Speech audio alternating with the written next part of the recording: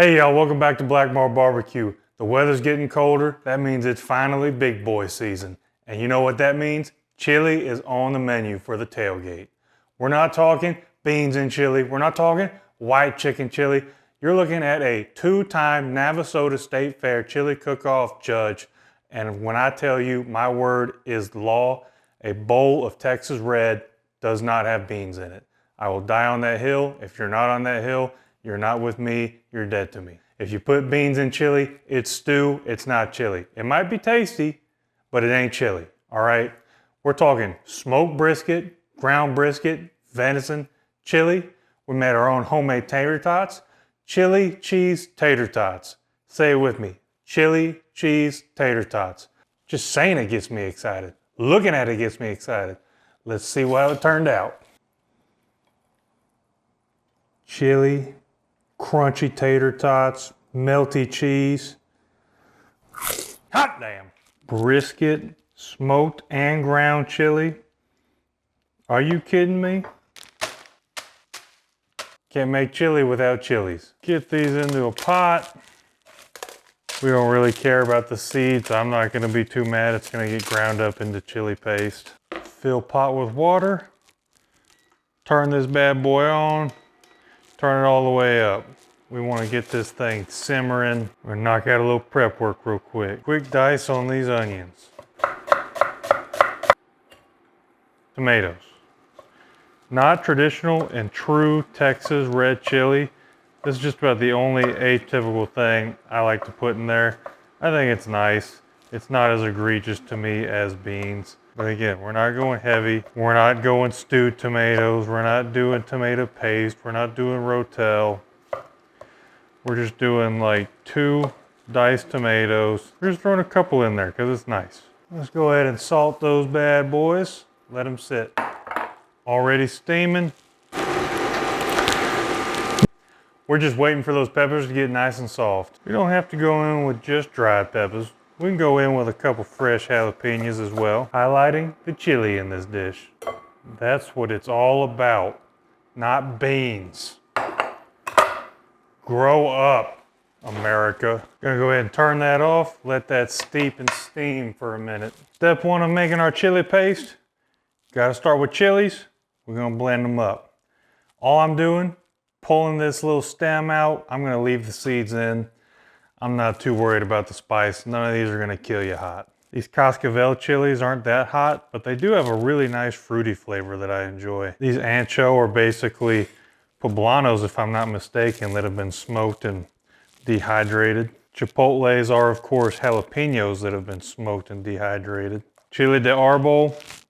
I don't know what kind of chilies these were before or what they were done to them, but these are the little spicy buggers. Some of that onion we just chopped up. Half a head of garlic. I like to use one of these little box chili mixes right here. That's what I grew up on the 2-alarm chili mix. They didn't have any at my HEB, so we had to go false alarm. They have all the basic seasonings, and I like to supplement from my own pantry. First up, cumin, paprika, dehydrated onion, chili powder, made from various chilies of indiscriminate background. Most importantly for this, the masa powder. That masa is gonna act as a thickening agent for this chili paste. Gonna go ahead and add in a little homemade beef stock as well, so this doesn't get too chunky on us. This smells fantastic. If you don't pick up anything from me, please make your own chili paste. It smells so much better than just emptying a bag of dried chili in there, which we already did as well.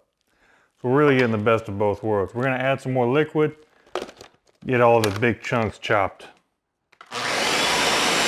Gonna go ahead and add some red pepper to the party, some granulated garlic, and some cayenne. Ooh, we'll go about like that. Yeah, the depth of flavor you get out of doing something like this is incredible. We're gonna pull this off, save it for later. We're going in with our meat. Ground venison mixed with brisket and a little pork fat back. Made myself. Listen to that sizzle. See how dark and beautiful that venison is mixed with that brisket fat and a little pork? That's what I'm talking about. All right, guys, it's time to have a tough conversation. I didn't want to have to do this, but I've been seeing a lot of chili with beans out there.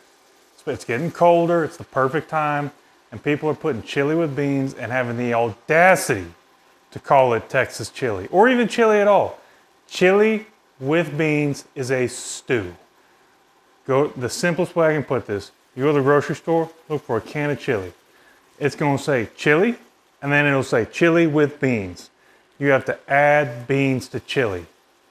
Chili in its purest form does not have beans.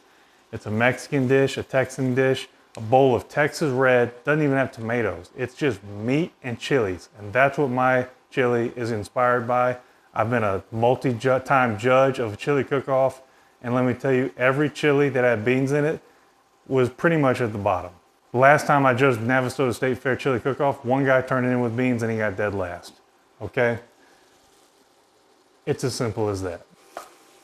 While this hamburger meat's sauteing, I'm gonna go ahead and hit it with some Steak and Sea favorite seasoning.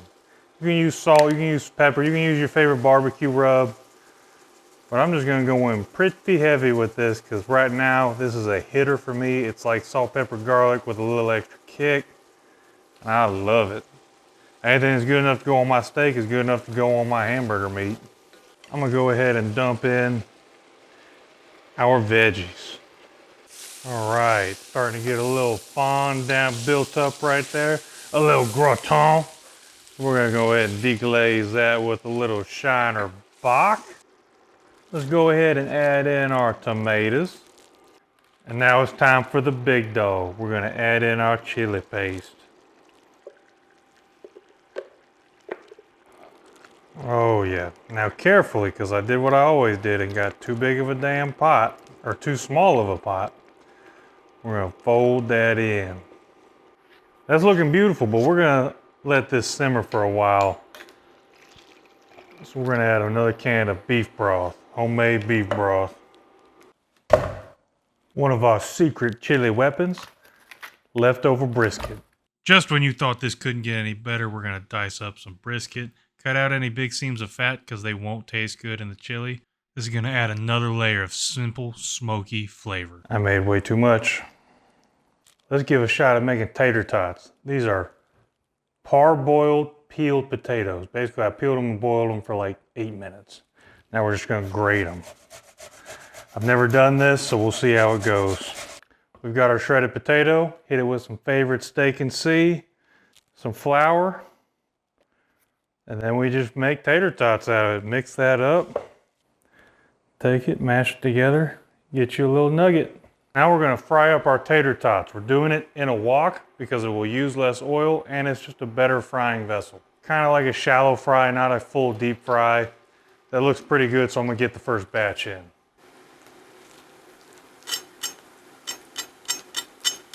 Looking, sounding fantastic. Let's get the rest of these cooked up. Let's give this little crispy tater tot a test run. Our chili is ready. Smoked brisket, ground brisket, venison, homemade chili paste. Doesn't get much better than this. Beans, don't even talk to me about them. We're not making white chicken chili. That's not chili either. We're not making freaking bean stew. We're making a bowl, or in this case, 2 gallons of Texas red brisket chili. On our homemade tater tots, we're gonna go ahead and pile that on nice and hefty. Oh yeah. Top this up with some fresh grated cheddar cheese, a dash of red onion, an ugly little dollop of Mexican crema. Let's see how we did. We got a little chili, cheese, tater tot, little brisket action all in one bite. Let's go. That's what it's all about. I'm getting legitimately fired up. I like my chili thick enough to eat with a fork.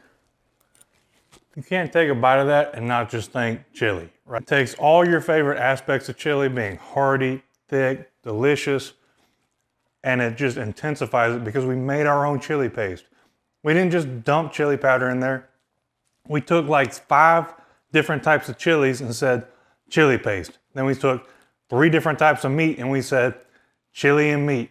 And then we added some onions, we added some delicious stuff, we added some cheese, just a little bit of sour cream, the Mexican crema, some tater tots to kind of soak it all up. I need to level you. I need to get a lot better at taking thumbnails because I guarantee you the ones I just tried to take do not do this dish justice. I've won awards with this chili. I've adapted it from my dad's recipe over the years and adding to it every year. And right now, I think it's in a perfect spot. If you think that anything with beans in it is gonna beat these bites, come on. This takes me back to tons of memories sitting on the couch, eating chili with my dad, watching college and NFL football. Hot damn! Sorry, I started getting a little fired up there. Chili's spicy, it's delicious, and I was just trying to think of a way to sign off on this video. And if you put beans in this chili, I might slap the mess out of you. Make this chili, trust me, you won't be disappointed, and definitely leave the beans at home. If you have to put beans in it, don't send that shit to me because it ain't my chili anymore. It ain't even chili, it's stew. SicEm Bears, we'll see you next week.